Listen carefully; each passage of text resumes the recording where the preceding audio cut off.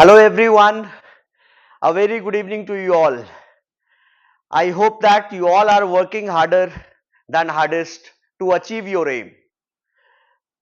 And you know that if you are aspiring for greatness, if you are aspiring to achieve something out of the box, then the struggle would also have to be out of the box, right? It both the success that you are desiring for and the struggle that you are putting both must be proportionate to each other, right? ऐसा नहीं हो सकता कि हम Dzire यहां पे कर रहे हैं और जो मेरी मेहनत है वो यहीं पे है, तब गड़बड़ हो जाएगा। मेरा डिजायर अगर यहां पर है तो मेहनत इनफैक्ट यहां तो होना ही चाहिए, इससे ज्यादा भी हो तो चलेगा, लेकिन इससे नीचे नहीं जाना चाहिए। मतलब इस लेवल पर मेहनत दोनों प्रोपोर्शन में रहना बहुत ही जरूरी है।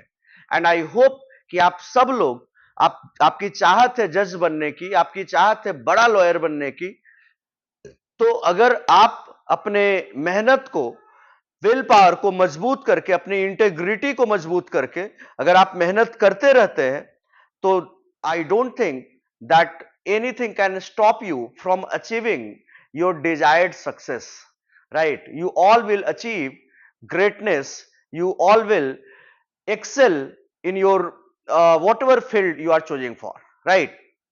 So guys, in continuation with the MCQ series, today we shall be discussing certain questions, certain very basic questions from Indian Contract Act 1872. You know that say Indian Contract Act, in all the legal competitive examinations, you shall be finding several questions and very basic questions, like general offer से question है, cross offer से question है। तो जो question बहुत बार आए हैं, जो रिपीटेडली पूछे गए हैं, मैं उन कुछ क्वेश्चंस को अभी आपके सामने डिस्कस करूंगा। So guys, the first question coming up for you all is that which decision has laid down the principle that contract by a minor is void ab initio? Which decision has laid down the principle that contract by a minor is void ab initio? Right? तो सबसे पहले void ab initio को समझते हैं। देखो ab initio क्या है? Right from the beginning, right from the beginning, right? ab initio, right from the beginning। और void का मतलब है null, जीरो, nullity, जिसकी कोई वैल्यू नहीं है। void ab initio मतलब कि शुरू से ही जिसकी कोई वैल्यू नहीं है, कोर्ट के सामने वो स्टैंड नहीं करेगा, राइट? तो सवाल यह है कि कौन सा डिसीजन, किस केस में कौन सा डिसीजन ये हेल्ड किया कि a contract by a minor is void ab initio? The options are as follows. The first one is Durga Prasad versus Baldev, second one Mohiri Vivi versus Dharmodas, and the third one is Iswaran Pillai versus Sonni Verudu, and the fourth one is Chinaya versus Ramaiya, right? Durga Prasad versus Baldev, town hall वाला case आप सब लोग जान रहे हैं। Chinaya versus Ramaiya privity of contract consideration का case है, right? Mohiri Bibi versus Dharmodas, मोहिरी Bibi versus Dharmodas Ghosh, ये कॉन्ट्रैक्ट का माइनर के पॉइंट पर सबसे बड़ा केस है और इस केस को एकदम अर्ली 1902-1903 में डिसाइड किया गया प्रिवी काउंसिल के द्वारा, और इसमें काफी क्लियरली बोला गया that a contract by a minor is void एब इनिशियो। तो आपको ध्यान रखना है मोहिरी बीबी वर्सेस धर्मोदास का ये केस है। So guys, coming on to the second question for you, the question is before you, the which judicial pronouncement of the Queen's Bench of England had dealt with the concept of general offer? ये same question Bihar judicial services में कितनी बार पूछा गया है? MP higher judicial services में पूछा गया है। बिहार में 29th जुडिशियल सर्विसेज जो 2016 में हुआ था, उसमें यह सवाल पूछा गया था। फिर से मैं रिपीट करता हूं कि किस केस में जनरल ऑफर का कॉन्सेप्ट डील किया गया था क्वींस बेंच ऑफ इंग्लैंड के द्वारा? The options are Carlill versus Carbolic Smoke Ball Company Limited, second one Balfour versus Balfour, third one Taylor versus Pottingan, D Spencer versus Harding. देखो, पहला और दूसरा ए और बी केस लॉ आपने बहुत बार सुना होगा।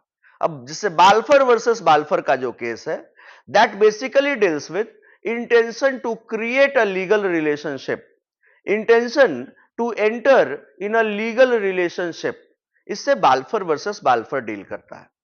लेकिन इसका जो क्लियर आंसर है, जनरल ऑफर, जो सवाल पूछा जा रहा है, Carlill versus Carbolic Smoke Ball Company limited का केस है। आप सब लोग जानते हैं कि Carlill versus Carbolic Smoke Ball Company limited में क्या था। उसमें इन्फ्लुएंजा आया हुआ था और एक कंपनी ने ये डिस्क्लेमर दिया कि हमारी दवाई को जो यूज करेगा as per the prescribed medical conditions, then the person shall never be contacting the influenza or any cold and cough disease. And here the Carlyle lady, she contacts influenza. तो फिर बाद में ये कंपनी वाले बोलते हैं कि हमने तो ऐसे ही बोला था, लेकिन इन्होंने शुरू में ही they had deposited a certain sum of money in the syndicate bank in order to authenticate their claim.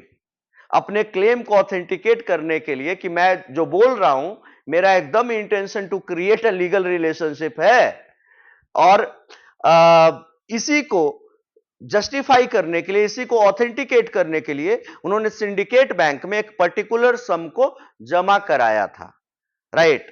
तो इस केस में कार्लिल जीत गई थी, कार्लिल को पैसे मिले थे कॉम्पनसेशन, और ये जनरल ऑफर का बड़ा ही लीडिंग केस है, ठीक है। Coming on to the next question, guys. The question is as follows. What is the terminology used to describe a situation when two parties make identical offers to each other in ignorance of each other's offer? Options are offer, that is general offer, cross offer, counter offer, conditional offer.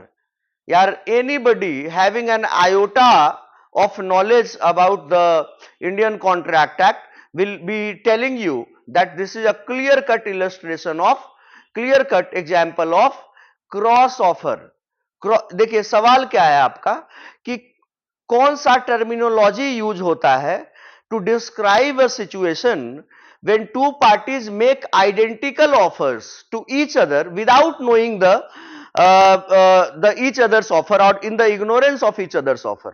मतलब कि मैं जो आपको offer कर रहा हूं, आप भी वही चीज मुझे ऑफर कर रहे हो, लेकिन हम दोनों को इसके ऑफर के बारे में पता नहीं है। जैसे मैं घोड़ा तुम्हें बेचना चाहता हूं 1,000 रुपए में, और तुम मेरा घोड़ा खरीदना चाहते हो 1,000 रुपए में।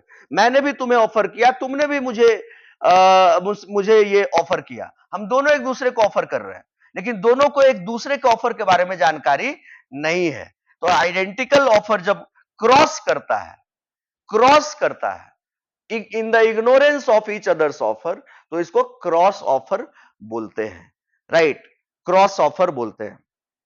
तो गाइज, कॉन्ट्रैक्ट एक्ट पे भी फोकस करना है। इंडियन कॉन्ट्रैक्ट एक्ट से भी बहुत सारे सवाल आते हैं, एंड आज हम लोगों ने 3 बड़े ही इंपॉर्टेंट क्वेश्चंस को इंडियन कॉन्ट्रैक्ट एक्ट से डिस्कस किया है, और नेक्स्ट कल दूसरे एमसीक्यू सीरीज में भी हम लोग इसको आगे बढ़ाएंगे, right. Thank you everyone for watching us. So guys, stay tuned on India's biggest law learning platform, law learning centre, that is on the YouTube channel of Chanakya Judicial Academy and Chanakya CLAT classes, which is at Patna, Varanasi, Lucknow and Delhi, giving wings to the aspirants all over India, right? Thank you everyone. Jai Hind.